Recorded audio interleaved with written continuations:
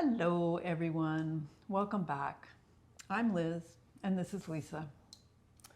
And in today's segment, we'll touch on different ways to dispose of the body after death.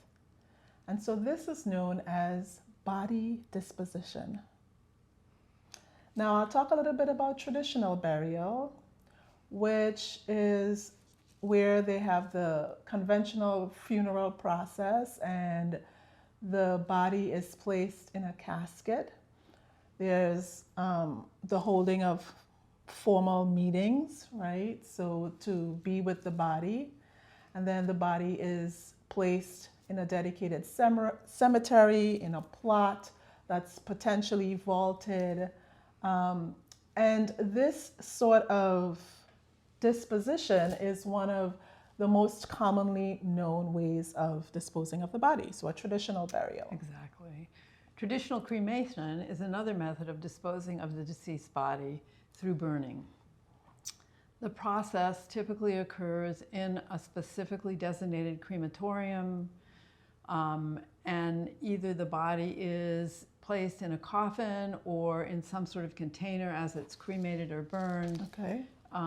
The materials coming from the cremation are then finely grounded almost into ashes, which is a fine powder, and those are the ashes that are given back to the family or important members. They can be disposed of in urns or retained by the family in various ways. And then we have aquamation, or what they call alkaline hydrolysis, which is supposed to be an eco-friendly way of disposing of the body, where the body is placed in a container with an alkaline solution. So it's different than the regular cremation, and so there is no fire.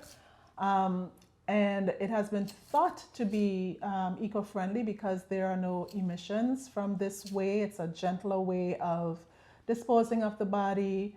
And it's a process where it's called aquamation. It's also called water cremation. And it sort of results in just the bone fragments being left. And that also is then sort of grinded into a fine powder and given to the family. And what we've noticed is that in this way, both in cremation and in aquamation, there are different ways in which people use the ashes nowadays. I mean, I have seen things like, turning ashes into something that looks like a diamond and you wear it in a ring, or into some part of a jewelry.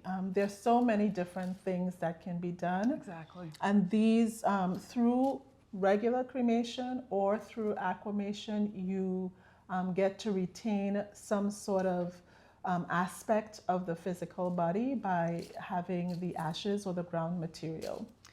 Another option is a green or natural burial, and these are two names for basically the same thing. It is a body placed very minimally in a coffin, maybe a wicker coffin, or in a shroud into the ground to be naturally recomposed into the earth. So there are conservation properties now where they are combining the use of conservation land and green burials.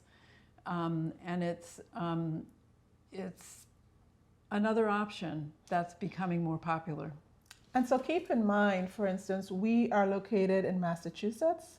And so you should always, depending on what state you live in, sort of investigate whether or not this is legal in your state as you begin to explore ways in which you would like your own body to be disposed of after death. And we're seeing a lot more options become more realistic and more affordable, so we'll keep in touch about those options. The next segment, we're going to talk about more logistical things, gathering information that you might need people to have once you are dying or in the process of dying. And so we hope that you would join us on our next segment of Unveiling the Shroud.